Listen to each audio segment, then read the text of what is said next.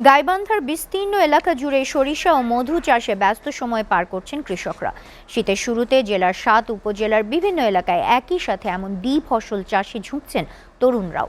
কৃষি বিভাগ বলছে লক্ষ্যমাত্রার তুলনায় এভাবে কয়েক গুণ ফসল ফলানো সম্ভব। গাইবান্ধা প্রতিনিধি কায়সার প্লাবনের প্রতিবেদন।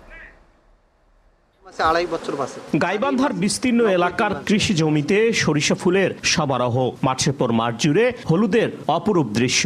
জেলা সদরের বিভিন্ন ক্ষেত জুড়ে শত শত বক্স বসিয়ে সংরক্ষণ করা হচ্ছে মধু। সাঘাটা, ফুলছড়ি সদর, সাদুল্লাপুর সহ বিভিন্ন উপজেলায় মৌচাষ পদ্ধতি ক্রমেই জনপ্রিয়তা হচ্ছে। আগে মৌবক্স স্থাপনে সরিষা ক্ষেতের ক্ষতি হওয়ার আশঙ্কা করলেও এখন কৃষি সম্প্রসারণ অধিদপ্তরের পরামর্শে ভেঙেছে ভুল। বরং মৌবক্স স্থাপনে সরিষার ফসল 20% বেড়ে যাচ্ছে। এতে লাভবান হচ্ছে চাষিরা।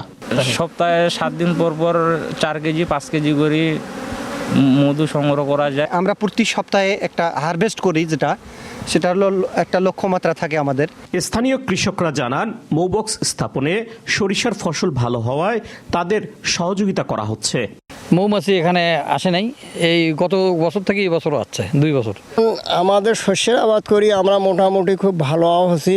কৃষি কর্মকর্তা আমাদেরকে বীজ দিয়েছে, সার দিয়েছে, সেটা অনেক লাভবান হওয়া যায়। ওষুধপাতি সেচ দিতেছি, ইনশাল্লাহ নিয়মিত আমরা পরিচর্যা করতেছি। আর জেলা কৃষি কর্মকর্তা জানান, গত বছরে 16,554 হেক্টর জমিতে আর এবার 17,190 হেক্টর জমিতে চাষ হয়েছে।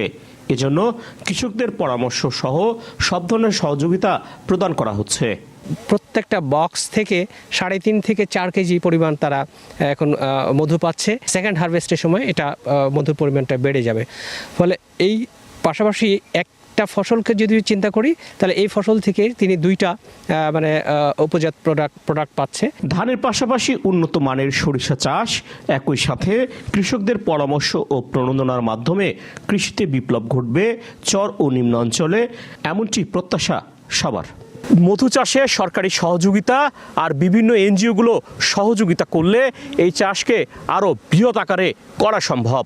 কায়সার প্লাবন, SATV, গাইবান্ধা।